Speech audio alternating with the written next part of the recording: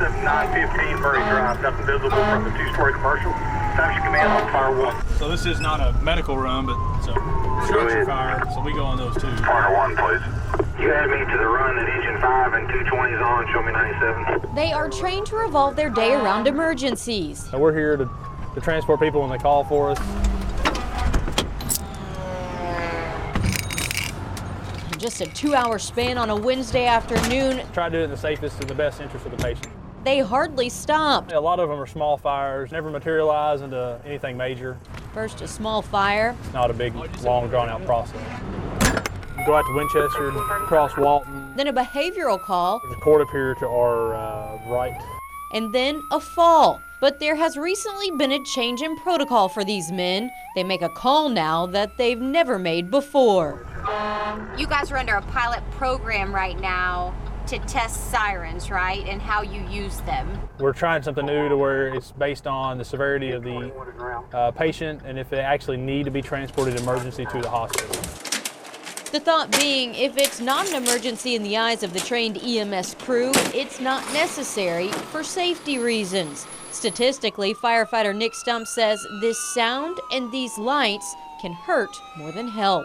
It's very dangerous. It causes a lot of confusion sometimes. And sometimes, to be honest, it's not worth the risk of us transporting someone who's not really critically sick to the hospital emergency.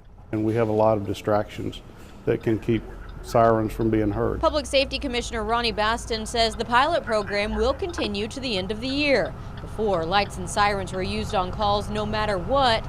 Now, it's these guys' discretion. They feel confident, and I feel confident in their ability to assess patients and make good calls.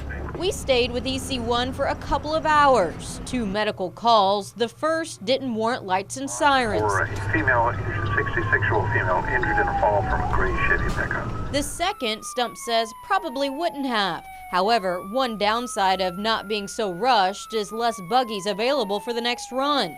The solution is to go back to the old way and treat everything quickly. That happened on our second medical call. When it's really busy, the battalion chief on scene or the battalion chief on duty will go to what we call paper reports. It tells us that every run is going to be emergency from that point forward until we get enough trucks cleared back up, or we'll go back to normal operations. In a job that's anything but normal. Sometimes, you know, it can be a fluid situation. It can be a situation where you're starting out thinking that it's okay and we'll go non-emergency, and then we realize, hey, maybe we should step this up, and then we can increase the lights and sirens.